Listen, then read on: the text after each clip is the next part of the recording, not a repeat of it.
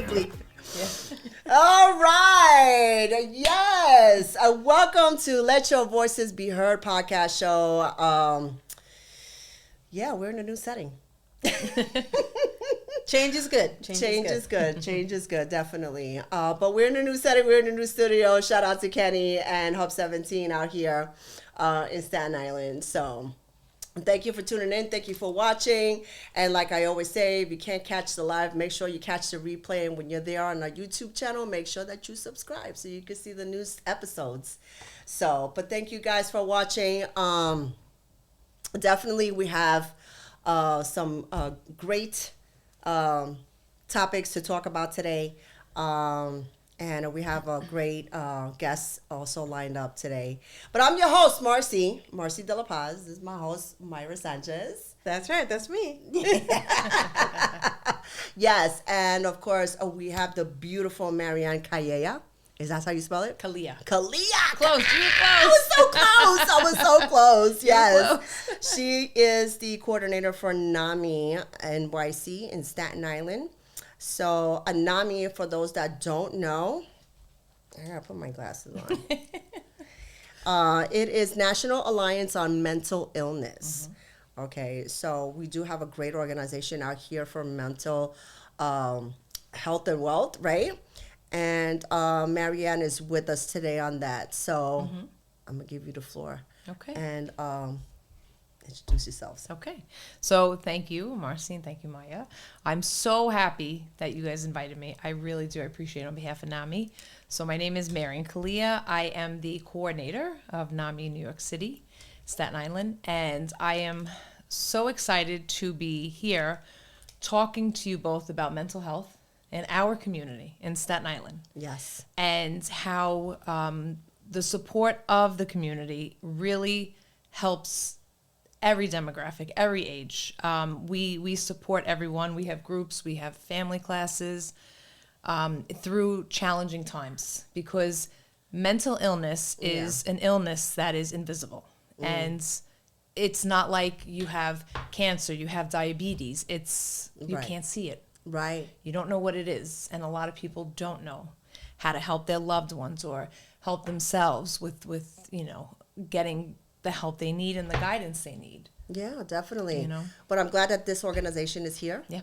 Definitely, because sometimes we don't know that we need it. Right. Like you just said. Don't. So, but at least there are other people around. Yes. That can acknowledge, and the more that we are able to spread awareness on this, the better it can be, because we don't know who can we reach, right? That's right. So definitely is something that we want to be able to bring today on this topic. Absolutely. And if I may, I'm course. so glad you're here. Thank you. Because mental illness has such a stigma connected to it. Yes. And so a lot of people continue to have these secret problems and these secret challenges, and they don't get support because they're concerned about what will people say, and and how do I handle this, and all of that.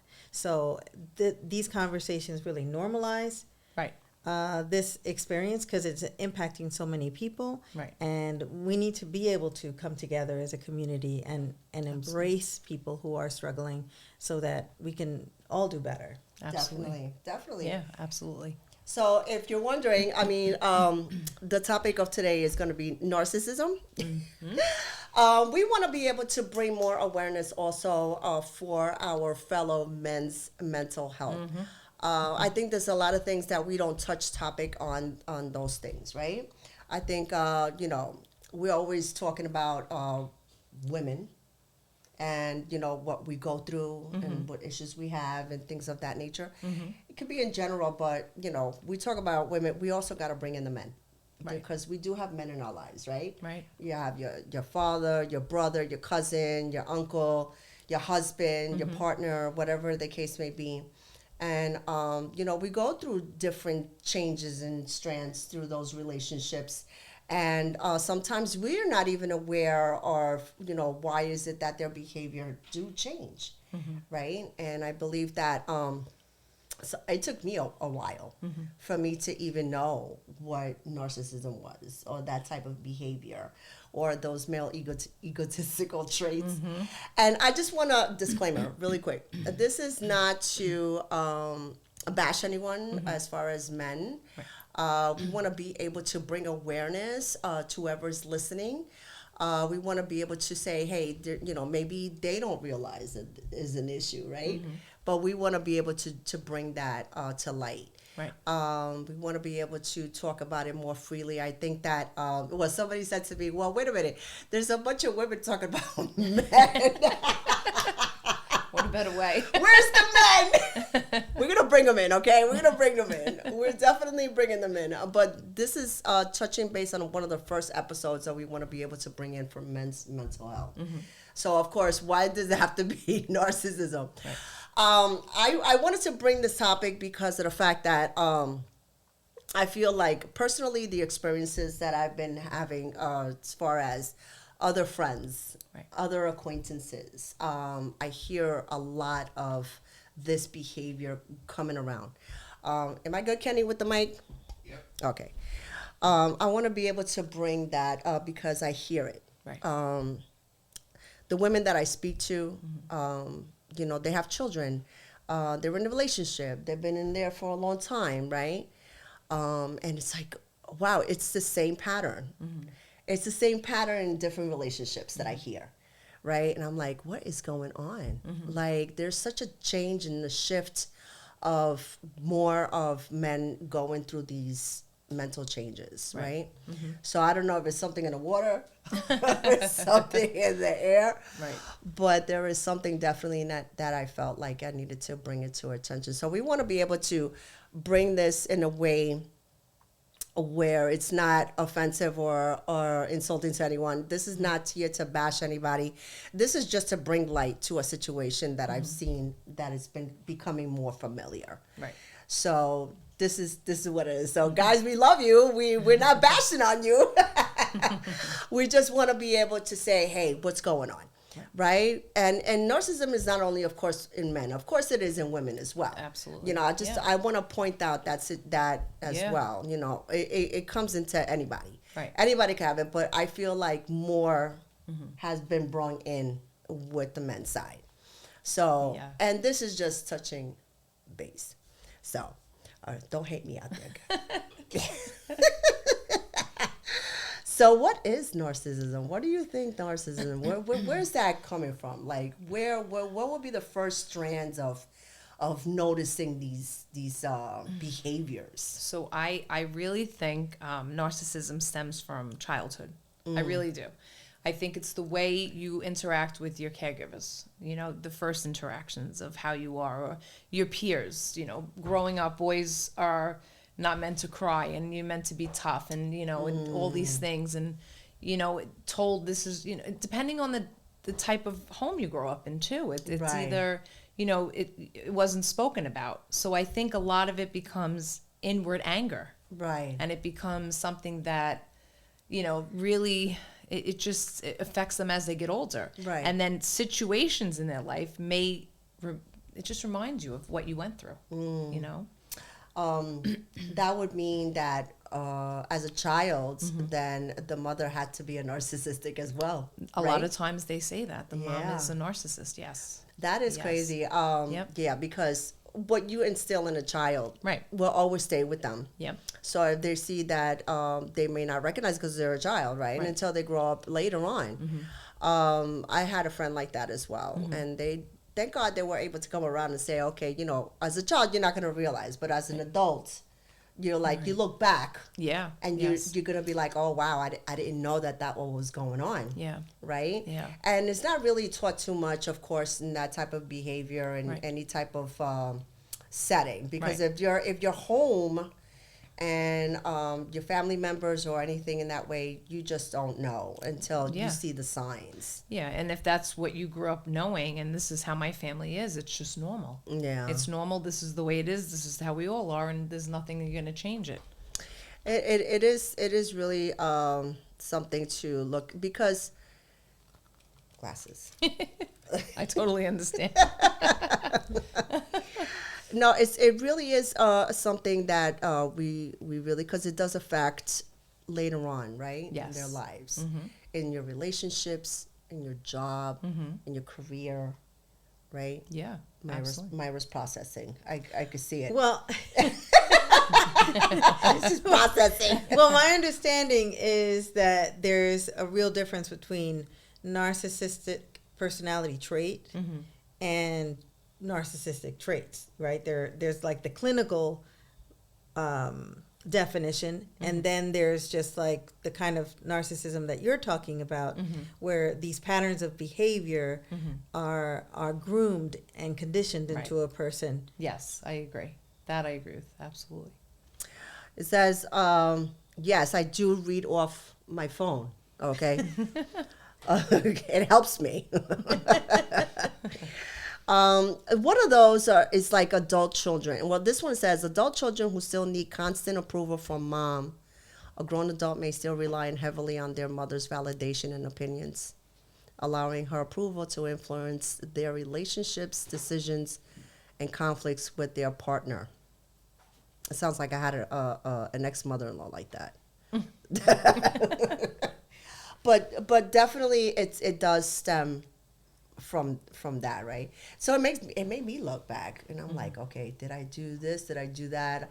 And I know my kids are not narcissistic, but I know my son is a little vain, but not narcissistic. So you think, like you said, raising a boy, right? It's I have a daughter and a son, right? So it's the same love, but it's different ways that you love them, right? The girl you protect and you don't want her to do things, and then the boy, it's like, oh, you gotta toughen up, you gotta wipe your tears, stop being a little wuss, I did do that to my son though. But it's all depending on how they really react, to that type of nurturing, that type of teaching that child, right? So it does have to do a lot with that. I want to say, so I'm scrolling through this crap over here.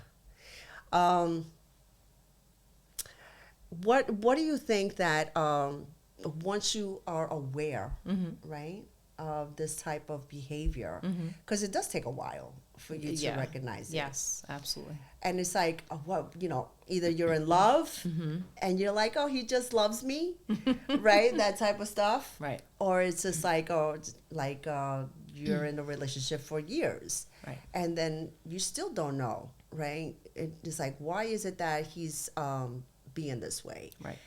I mean, there has been changes in my relationship. Within that time frame. I've been together with my husband for 31 years. Right? Oh, wow. Okay. So it's been a long time. Sure. So I could look back and say, okay, I remember that it wasn't this way. So what changes in that way that from that time at the beginning? Because everything at the beginning is beautiful, right? It's just like, oh, it's awesome. I love him. Oh my God. He's my prince in shining armor. But then after a while, things do start to change, and it's just like either they get jealous of your accomplishments, or they see that they are gaslighting you or telling you something that you don't want to hear, or there's different ways of them acting upon that narcissism, and everything is about them. But they blame you for it. Yes. And it's just like, they're really like, oh, it's like, but I didn't do shit. I didn't do it. What is it that, that it is that you want from me? Right. Or, there's so many different ways of checking out that behavior. So what would be one of the first signs that you would think? Well, they say the mask comes off. Yeah. You ever hear that expression? Like the mask comes off. And I've heard that before, and I was like, what does that mean? And then you realize, I think in a relationship you get comfortable, and I think you're comfortable enough and confident enough that the other person's just gonna take it. They'll just keep taking it, and there's nothing you can do. It's sad when also, as far as when you're in a relationship and you have children too. Yes. Right, because now you're teaching those children, how to pick up on that behavior, right? So. But I you know what I want? I want to hear what Mayra has to say.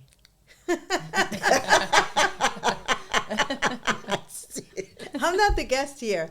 Marianne is the guest here. I know, but you're my co-host. But I just as you guys talk about that, I think about the other side of the equation, right? In relationships, it's a dynamic that is one side is feeding the other. And so if one person has excessive selfishness, then it only seems reasonable that the other person has a lack of selfishness, right? So that they might be conditioned to believe that they should be selfless and they should definitely erase themselves, and so they feel more comfortable being with no identity in the relationship rather than taking up too much space. And I think that those conditionings that happen early on in childhood, there's so many influences, right, that are going on that are feeding into the child's understanding of how to survive in this world. Right. And I think a lot of these behavior patterns, when we're taking away the patterns that are a real mental illness, the clinical mental illness, where in those cases there's no way of changing that. It's baked in. Right. Yeah. But outside of that, it has a lot to do with the influences that they received, the messages they received in society, the messages they received in their family, and then their own personality as it's developing. Right. And that's what makes it so complex and so difficult to actually figure out. Right. And difficult to figure out if you're going to do something about it, right? Because women in general do become long-suffering. They endure things a lot longer than they need to. Yeah. And by that nature, the routine becomes so strong and your life becomes so set that it's very difficult to break that system down. Yeah. Right? Because every single person in a family, it's just like every single employee in an organization. It's part of a system. That's true. And when we identify that whole system and then our place within the system, then we can make better choices about whether or not it's time to go or it's time to stay. Right. I agree. I just want to add to that, and I agree with you 100%. I think the victim of a narcissist, like let's say we're just saying in general, the man is the narcissist and the woman is the one enduring it. She's protecting herself. She's protecting her children. She's trying to protect her mental health, and a lot of times it becomes so much for one person to bear that it affects her when they're not seeing what's going on with them, the men. Yeah. You know, so that's a big issue. It is a big issue. It's always a big issue. And it's also a big issue for a woman. I mean, at least in my experience, in my conditioning, I was definitely conditioned to be a rescuer. Yes. Yeah. And because of that, that definitely made me susceptible to personalities that needed saving. Right.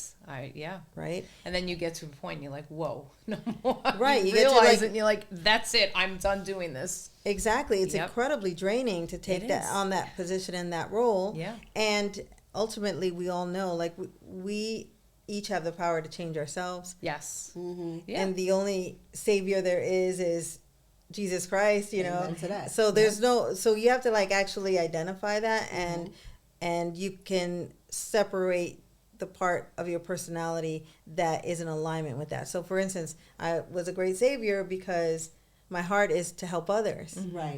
Right. So when I wasn't doing that, I didn't feel like myself. Right.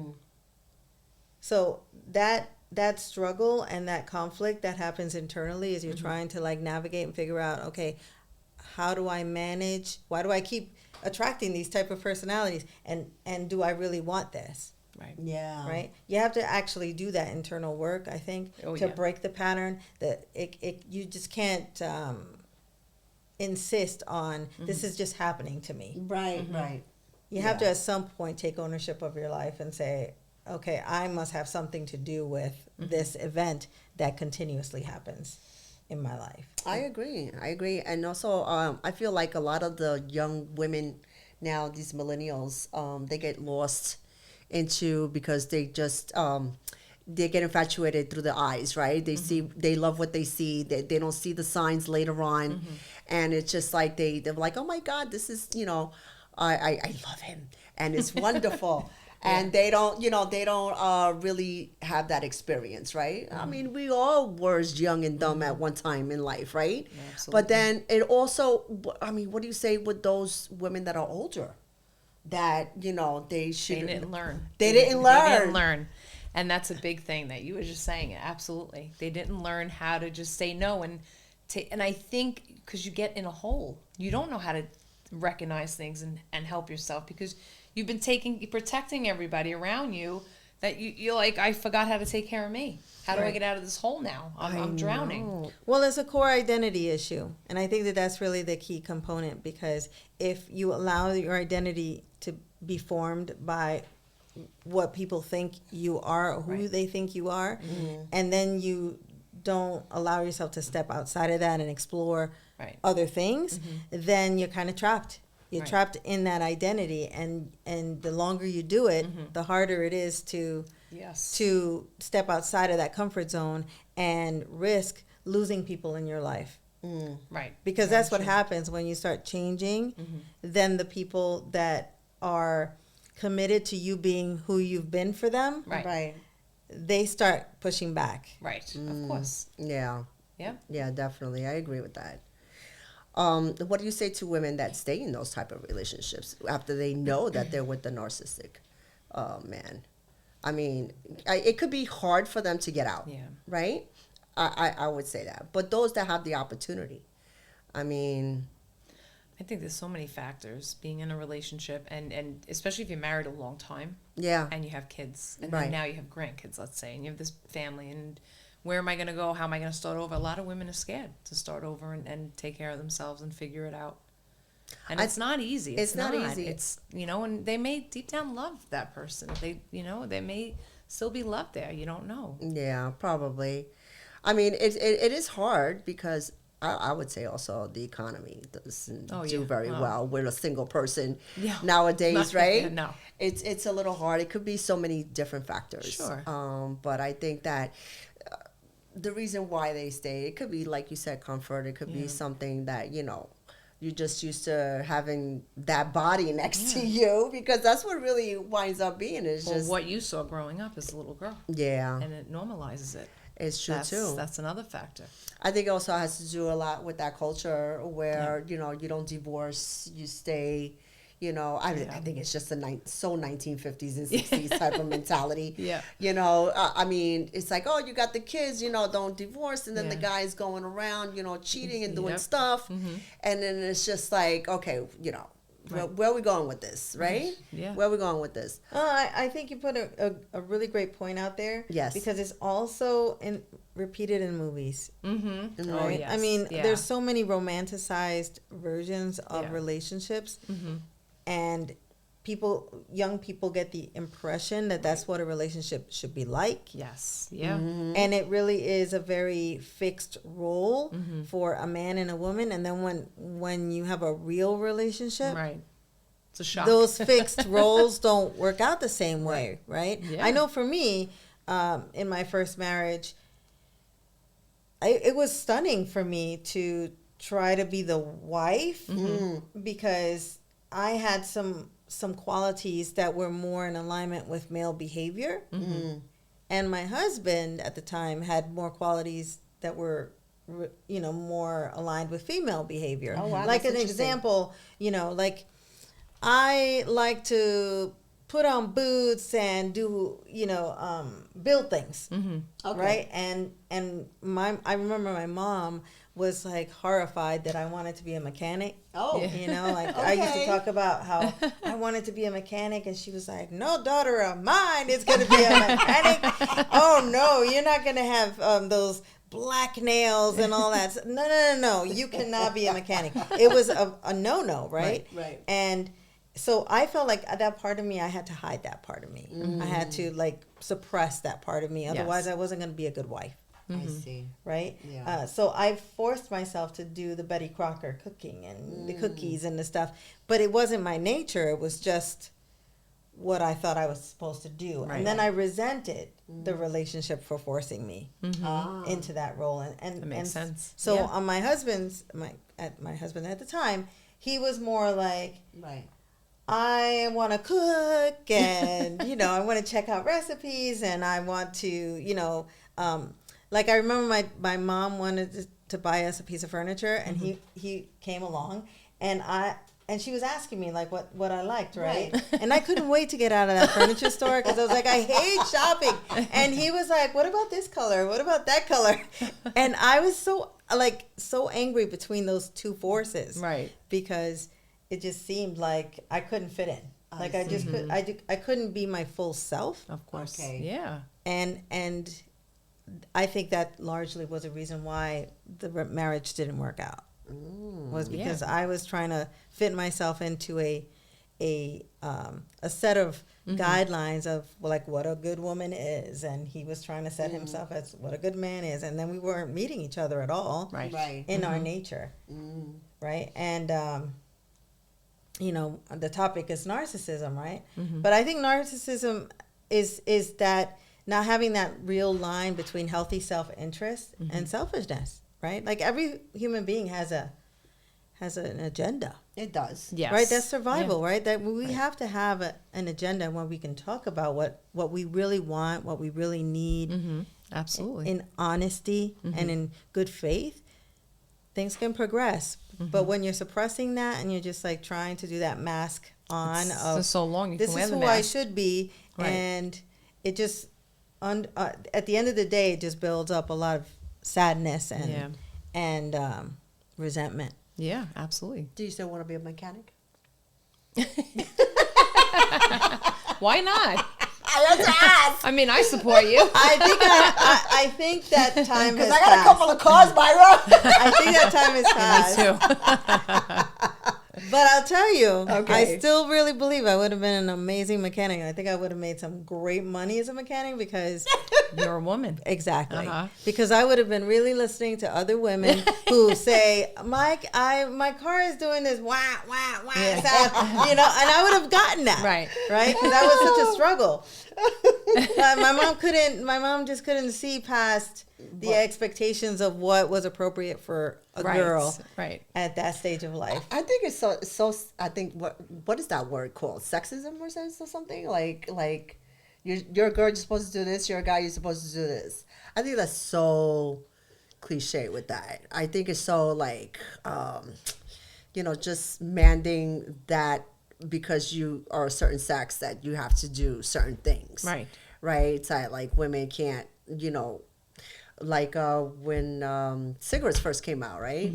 The women, you remember the big long cigarette holder the sticks, with from back in the 90s. I don't remember it, but well, I've seen pictures. I see them in the vintage stores. So I was like, oh, this is cool. Put my joint in that mug. But those things like you're supposed to do this. Like I said, I think it has to do a lot with culture. Like Spanish and Italians too. They have that. You're supposed to do this. You're supposed to do that. Right. I mean, I'm pretty sure you felt horrible. Like you was. Well, that was in school, wasn't it? In the home economics. So in school, you were learning how to sew, how to type, be a secretary. That's. We don't have that anymore. No, that's all gone. Do we have? We don't have that anymore. That's so crazy. But see, that was valuable because that's taught life skills. Yes, I agree. That are useful. Yeah. Right. I learned how to type in school. I became a fast type from learning in school. So how many words in the text? Now, not anymore. I'm down to like 50, which is not bad. Wow. But yeah, it used to be more. But oh wow. Yeah. We're like, yeah. Yeah. I know. But the sewing I totally missed. I can sew a button. That's about it. A button? That's it. Oh, I can hem pants. Oh, I can't do that. I used to get make so pants. frustrated. I used to cut them and make them. Wow. That's pretty good. Yeah. I can't do that. I used to have as a matter of fact, I got a couple. Why are we getting off topic? We get into the sewing shit now. Like, wait, what's going on? That's not the topic. Sorry. We could, women can't chatter up. Hey, Shashina. Hey, Shashina. It says the older women learn how to ignore and stay quiet. I don't know about this older woman. I don't stay quiet. Make a plan and leave. Yeah, that can be true. Make a plan, but the leaving part can be hard. Yeah, it's confusing. It Absolutely. can be, definitely. Because you're like, oh, where am I going to go? What am I going to do? You know, I mean, I think it's less about those details and more about the loss, about facing the loss and trying to avoid the grief that comes along with the loss. Yeah. Because even if you're unhappy and you end a relationship, yeah, you still feel loss. you do. I mean, I initiated my divorce, and I still felt really, really sad for years. Yeah. That the marriage ended. For years, I dealt with that sadness, and I dealt with my mind saying, "What if I had stayed? I should have done this." And you compare yourself to other people. So if that's happening for me, Yeah. I'm pretty sure that's happening for anybody who's Other considering how to end something that's already, at least at the beginning, Right. something that you had hope for, right? I mean, you go in with a hope and a dream, and even if the reality starts to float and drift far away from that hope, you're feeding that hope. It's like it's going to come back at some point. And women are just like that. What do you say? We Like, nurture hope. yeah, yeah. Serious. What do you say to the women? Like, I mean, there are women that speak up. They don't deal with that crap, right? Right. But then you also have the timid woman that don't want to say nothing because they don't want to ruffle anybody's feathers. They stay quiet. They stay back. But then, as they're doing that, they're really damaging themselves. Right? Because they don't know where to go and how to do it, how to deal with their partner. Right. How to be able to say, hey, this is what it is. Or even try to bring up the topic or the situation. Like I said, the people that I know that I say, have you tried to talk to them? Yeah. Have you tried to talk to your partner and let them know how you're making them feel? Like, are you bringing some type of light to the situation? And the majority of them have said, well, gaslighting is there. It's like, it's not me, it's you. Right. Or, these situations, like, what kind of encouragement would you give them to let them know, hey, either you continue, just trying to stay in the relationship, or how much is it that they can endure, because it's something that, I mean, I think they got to find the way they're comfortable to handle it. But I think boundaries is a big thing in relationships. I think when it gets to that point where you can't handle it and you don't know how to handle it, or you don't know what the next, I think boundaries need to start. And because it takes time to build boundaries. Right. In those relationships. Boundaries, sometimes people don't know. They That's just the cross problem, those right. boundaries, right? But it's kind of like a repetitive thing. Yeah. Like, somebody keeps disrespecting you. Well, I'm not going to speak to you. And then you kind of put that boundary up. They cross it again, until they get the idea, like, this is not happening. I'm not backing down. I'm not, responding to this. It's tough. It's really tough. And it's hard, but that's the only thing I think works. Yeah. I've had to do that in relationships, and it's, you want to just get angry and start screaming and cursing, but that's what was a saving grace for me, because I was getting sick. I was getting physically sick. Right. And I was like, it's not, I could scream all I want. Now I'm getting sick. Right. I'm just going to set a boundary. It does. And you say whatever you want. It's coming out of your mouth. I don't care. And that's the thing, I don't too. care. It affects us so much, right? Right. And either vice versa. I mean, I'm not Yeah. saying just basically, men don't go through that. Absolutely. The men Yeah. do go through that. Yeah. But the majority, what we're speaking about today, is because of the men causing this Right. towards the women, Yeah. right? Please don't get offended, anybody out there.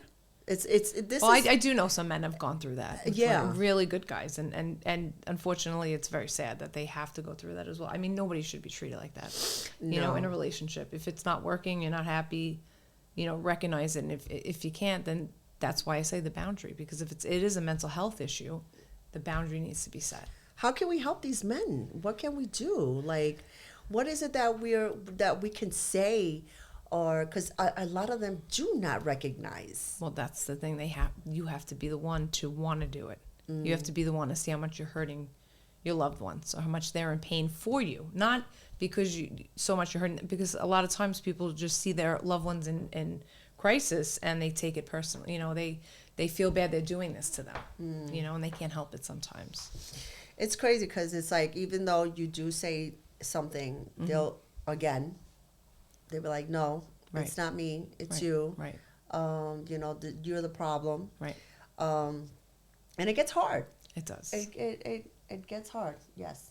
I think blame shifting is definitely a two-way street, and I think that when we start playing that, what is that, volleyball game, where we're just basically passing the buck back and forth, you could stay in there for years and years and years, just like literally right there. Right. And it's all ego driven. I think the reality is that if women are having a challenge like this and they're considering getting out of that situation, then the first step is to strengthen themselves.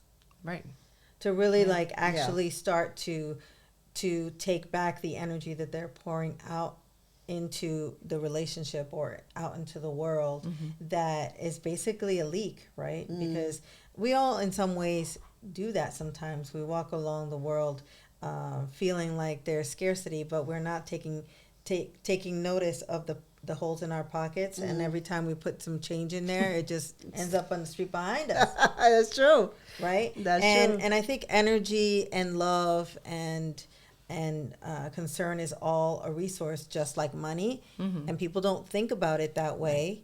And so they just pour out their energy and their resource into containers that are bottomless. Yeah. And sometimes a relationship can be just that, a container that has no bottom. Yeah, that's true. And out. you're going to get lost in that. There's nowhere to go, right? But for both people. And the other key thing to remember is also that people train other people to treat them a particular way. Oh, yeah. So it takes time to change. And no matter how much you scream and want, all of a sudden, because you in your mind have decided, okay, this is not okay, I have a boundary here, that doesn't mean that you actually know how to keep yourself within your own boundary. Right. I mean, it's true. Sometimes we put boundaries and we want the other person not to cross it, but we don't actually take notice of how we're crossing our own boundary and creating the situation we don't want. So that we can control is getting more in tune with ourselves to identify, well, how am I participating in this problem that is so pervasive and is ruining my life? How am I participating? Because we can control that part. We cannot control how the other person we addresses the situation. Right. And if we get more clear around that, then that gives us more energy for us to then think better, right, and behave better, and then manage better, right? Because it just takes time. You got to have some grace for yourself when you want to change something, and you have to have some grace for the other person, right? And that's, of course, if you're not dealing with someone who's clinically right has an issue, because you're just going to do that forever. You're never going to make any headway with that, right? And there has to be consequences. You can't just, like children, right, say, okay, don't do this. I don't like it. You're going to get this. And then the child hits that boundary, does the thing, and then there's no consequence. Of course. Right? I think so. Because ultimately, what we're talking about here is a long-term effect of those missed opportunities early on. I think a male ego has to do a lot, of course, part of the narcissism. But is there a difference between the male ego and the narcissism, or is it just the same thing? I think ego is universal for men and women. I mean, we all have an ego, Right. and we need an ego, and the ego is very necessary, because if we didn't have an ego, none of us would survive this life. We need an ego to survive. That's like basically connected in a very automatic way. Okay. The narcissism is, again, just a behavioral trait that leans towards, it's all about me. Right. And you exist to support me, to fund me. And again, just because of movies and the 50s and the 60s and our past being what it is.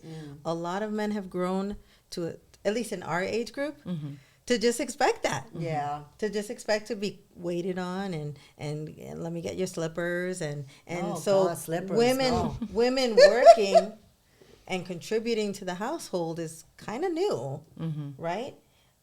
For our age group, I'm not talking about my kids' age group and Right, younger. right. For our age group, so I know lots of women in my age group that once their husband dies, they don't want to know about a new husband because they don't want that role again. I know. Lord knows my mother, after my dad died, she was so young too. She was not even 50 yet. Oh, wow. And she was, she was a hot mama. And I was like, Ma, and she was like, no, I don't want to bother. And she had 2 bad marriages. And she was like, I'm done.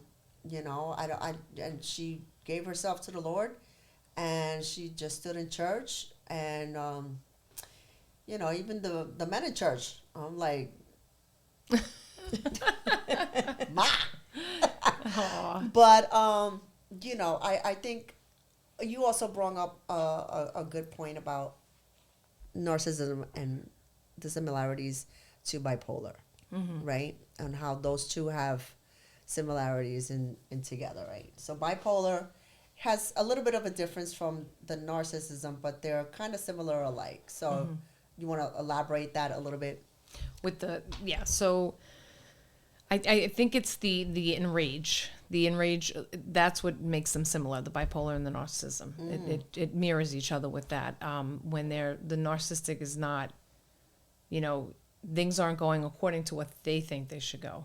It kind of comes in that explosive. Right. And it's kind of like the bipolar when somebody gets, manic, or they get really upset, or something's not what it should be. It's kind of this, it kind of could reflect each other. Right. In those ways. It has some similarities to it. What do you think? I'm curious what you mean about enrage. Like, can you unpack that a little bit better? Yeah. So I think like enrage meaning like when you're dealing with a narcissist and things aren't going according to their plan, things aren't going to what they want. It sets off. So now little things are going to be done to like antagonize you and like to antagonize you, to make you turn around to defend yourself, but then you look like you're flying off the handle. I think it's kind of like the bipolar is kind of the same, where but it's more of a mood. So it's the same similarities. Oh, you mean it's like more emotional than mental? Yeah. With the bipolar, I think bipolar is a little more emotional. What do you think? Or the narcissism is just mental? That the way that they handle situations and how they treat other people, right? And then with the bipolar, it's just like I love you and I hate you at the same time. So. There's a song that is that I used to listen to that it goes exactly that. Really? I love you and I hate you, and I love that song. It was Luciano Pavarotti and look at that. Okay. What's her name? Celine Dion. Celine Dion. Yes, they used to sing that song together. Really? Yes. Oh my God. And that was one of my favorite songs. I love the way they sang that song together. But anyway, that's now I gotta listen to it. You have to. It's such a beautiful song. But I mean, I think that push and pull is just kind of, again, natural. And I also think it's natural when you're not getting what you want to try to manipulate what you want. I mean, I have little grandkids right now, and I get to see this behavior in them. Right. It's natural. It's a natural human behavior to try to do that. I think that at some point it sticks, and it just becomes like the way to navigate life. Right. And you're not necessarily considering the impact or damage to others or the relationships as you navigate life through this lens of manipulation. Right. Right. And I think that that's really the only chance that we have to change this behavior, if it's not clinical, is to bring attention to that, so that a person can actually feel the impact and connect on that human to human connection of like, oh, I could see how this hurts Right. this other person, right? Right. Because some of that is missing because people get hurt and hurt people, Yeah, right? Like of it's just course. the way it is. And when people aren't dealing with their traumas and the things that were very damaging to them, it often is the case that they turn around and damage others because they want that feeling of power and control again. I think it's just I call them damaged goods. Well, but we're all damaged goods. Like, They're no extra damaged goods. Yeah, but I think everybody handles it differently. You Yeah. know what I mean? And I wanted to just go back to something. So, everybody was saying, like, what do you do when you're in a relationship like that? There are men, women who are afraid to leave, like afraid for their life. Right. Like, what do you do in that situation? Yeah. Like, survival is the only thing you can think of. Like, Yeah. you can't think of, anything else. I want to survive. I just want to be okay. Like, how do you come out of that? I think You know? sometimes people do probably think about that question, right? How do I get out? But then maybe according to their circumstances, they were like, okay, it could be financial, it could be other reasons, maybe location, it can't move, or whatever the case may be. Yeah. I think after a while, because some of the people that I have spoken to, they get numb. You They get absolutely. numb to it. Yeah. They try to ignore it. I think the more that you become numb to it, and then the more I think that you are accepting it, right? Am I bugging out with that, or no, you're not bugging out on that. you just cope, right? I think numbing is a coping mechanism, Right. Right, and at Right. some point, you start using that coping mechanism all the time, and then you disconnect from your body in such a way Yeah, the that you no disassociation. longer are experiencing Yeah. the pain enough for it to make you move. Because I think that's really the key. Pain and pleasure are what make us move, what make us change. yeah, So when we numb out, which is a very reasonable and common coping mechanism when you're Right. dealing with difficult circumstances, then you no longer have to even ask yourself the question because you no longer feel right, what's happening one way or the other. You just kind of start existing through life, and you think that's your only option you have, and so you just kind of settle into it. You think that's dangerous though? Like just to say, okay, I'm just gonna tune it out, and then how long do you think a person is gonna be able to continuously numb it out? Listen, I was numb for like 20 years. Okay. I'm gonna be honest with you. I was numb for like 20 years. Wow. Now I didn't realize I was numb Right. until an event that was really, really traumatizing, like really powerful, shattered whatever that numbness was. Right. And then all of a sudden I felt not only my grief related to that event, but all the grief that I was numb to from previous events. It really intensified everything, and it really called me out into a new path. It could catch up to you though. It does, totally. Yeah. But I also know lots of people who were numb, settled for existence, and died. Like they never chose anything different. They never got out. That is scary though.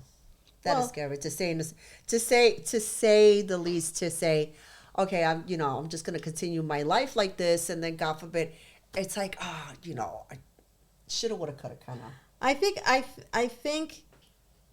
I think you're considering that people are making that decision every day, but I think my experience is that people made that decision, they practiced the decision a few days, and then they forgot they made the decision. They just then lived that way.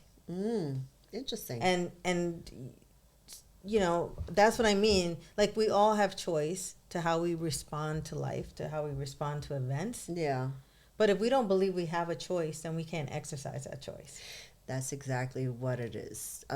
Lots of people probably think that they don't have a choice. Once Right? they settle into that belief, And then that's where they live. that's where Right? they live. They That's believe horrible. there's no choice, and they just accept it and accept it until its natural end. Well, listen, guys. If you're out there and you're in a type of relationship like this, whether you're a man or woman, but of course men, hope you're listening to what we're saying. Definitely. This is why we want to be able to do these type of topics and talk about these things, because I think it's so important nowadays, when it comes down to mental health. And it's also another thing too, right, with men. I seem to realize that a lot of men do not speak on what they go through, right? Or they just keep very much to themselves, because a lot of them, it's like, I'm the man of the house, I'm supposed to do this, I'm supposed to do that. But then yet, in their circle of motions there, they keep everything inside. Women, of course, we like to chat it up, and we'll just grab anybody's ear that's willing to listen. Men are different, right? They don't speak on too much on things. They hold a lot.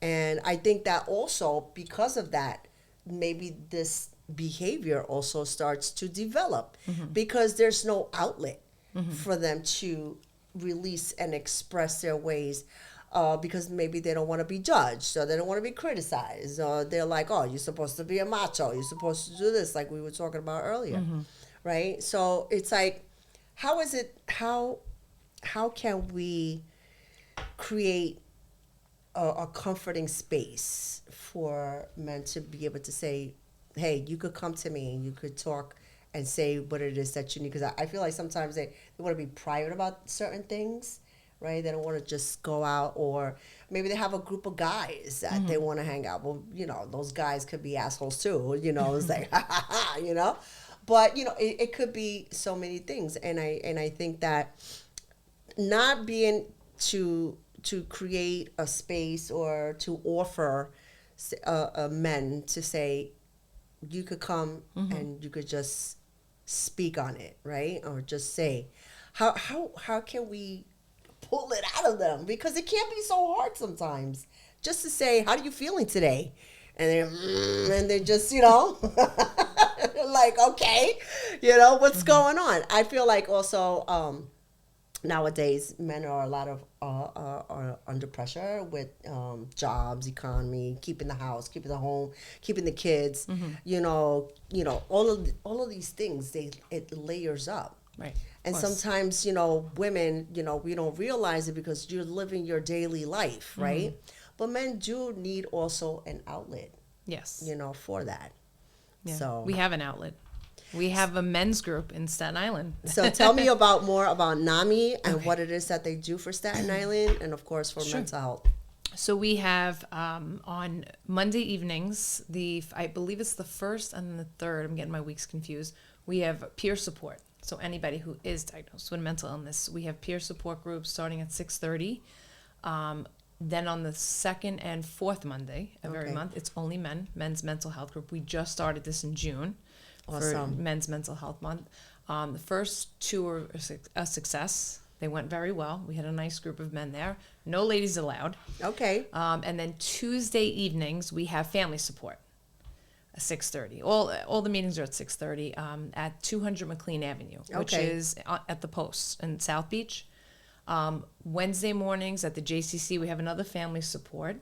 And then Wednesday evenings at 200 McLean Avenue at the Post, we have for you, if you want us to come, mental health and chronic pain groups. Wow, So nice. you're able to come and speak and, be among peers and people going through the same things, get resources. We have tons of resources that we help people with, families.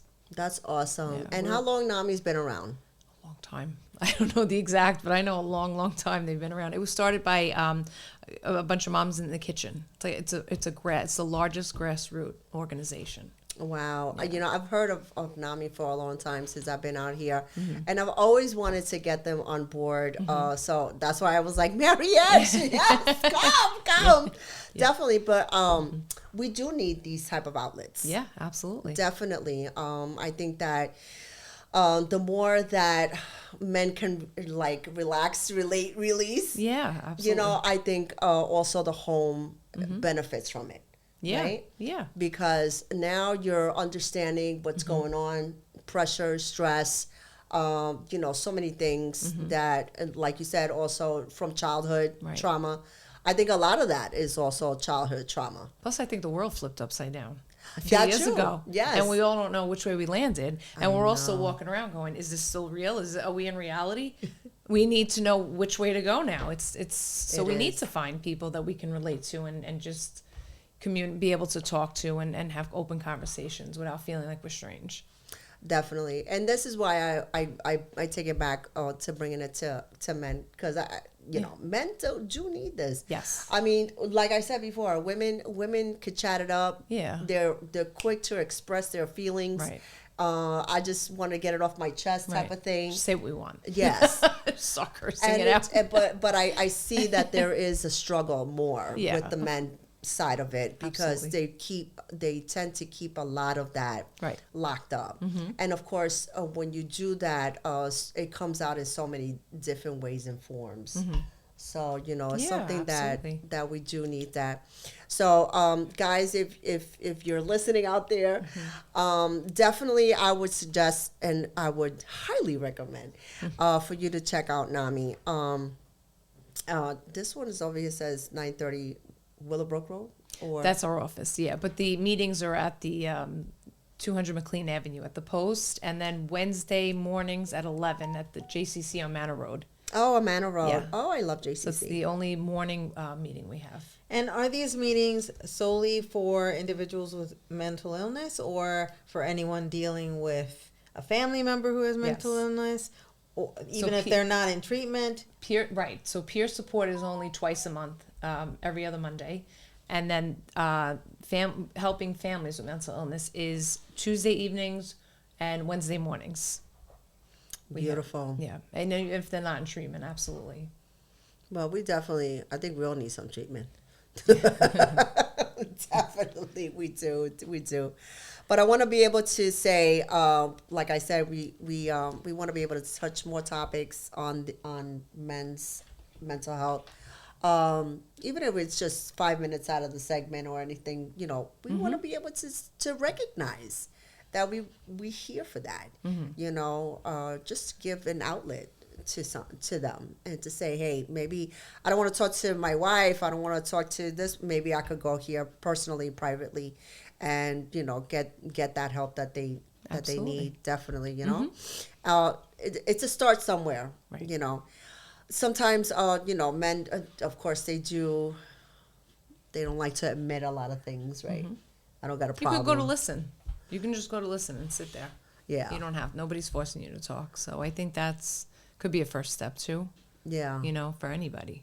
I think so. I mean, anything that's mental health is good. Right. Because we use our minds every day, right? We do. And we need them. And we need them, definitely. We need them. And it's all according to the environment that you're in as well, and the people that are all around you. Right. That's what I'm saying. You have to be very careful on your environment, and who you have as friends. It could be good, it could be bad. You have to make your own assumption on that. So definitely, but check out NAMI. I'm guilty of keeping things to myself. Why I always thought that we suck it up and move on. Hey, Joe. I love that Joe said that. I love that Joe said that, because this whole thing, I had a conversation with my husband about just those two words, move on versus move forward. Right. And I think that what he learned is exactly what I learned, even though I wasn't a male, but I grew up among males, and that's just what you do. Yeah. You suck it up and you move on. Yeah. Unless something is broken, you keep moving. Yeah. Right? And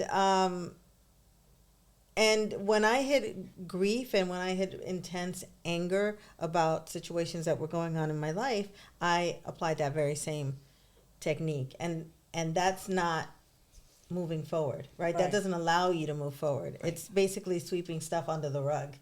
Yeah. Right? In order to move on, you just hide it or ignore it or avoid it. So he asked why, and why is changing the question, right? What will it take for me to move forward versus what do I need to do to move on? Right. Joe, let me know if that's helpful to you.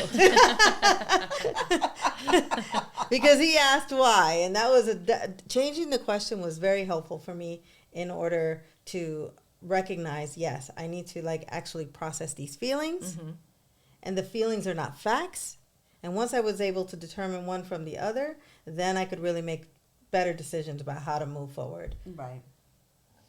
But you have to acknowledge that first, right? That you do have an issue or a problem in order for you to move forward. I think first you have to actually feel something's off. Right. Right? It's like like we talked about going to the mechanic. You feel something's off. You hear something. You're in your car all the time, and your body is like a car, right? I mean, you're moving along, and so there's a part of you that knows something is wrong, but you don't know exactly what it is. You can't identify it. And when we talked about children, right? Children have to learn from their caregivers what the feelings are, right? And I didn't learn. Not like now where my grandkids have like these little dolls and they know this is a happy face and this is a sad face and this is an angry face. Right. And she can identify which face means what emotion. But I didn't get that when I was growing up. Mm-hmm. We didn't get a lot of stuff. I didn't get the labels. So I just had the feelings, the sensations, and then what do you do with something you don't know how to categorize in your mind? Right? You just kind of like live with it and you hope it goes away. LOL.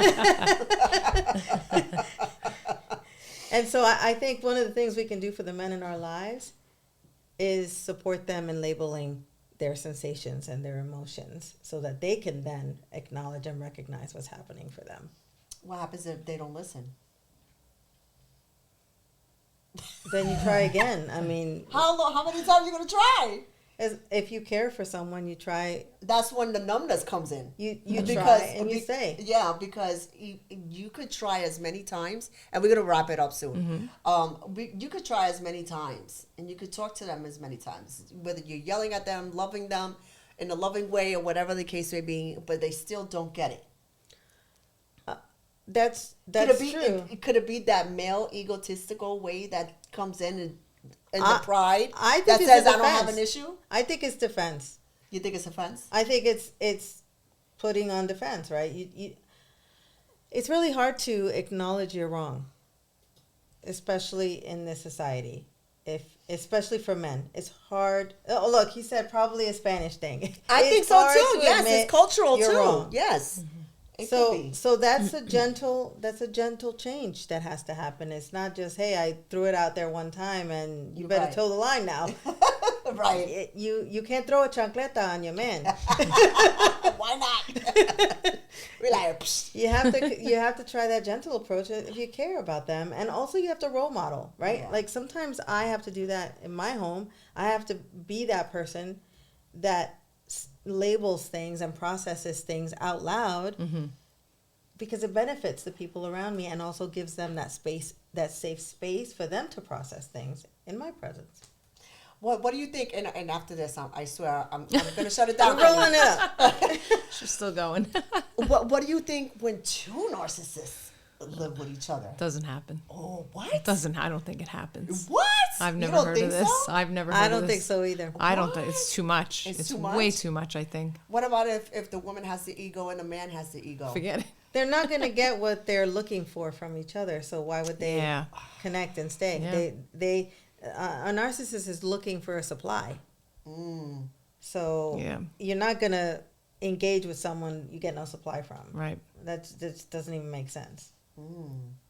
And there's lots of suppliers out in the world, so you don't have to. It's a big world. A lot of you people. honestly don't have to look very far to find supply as a narcissist male.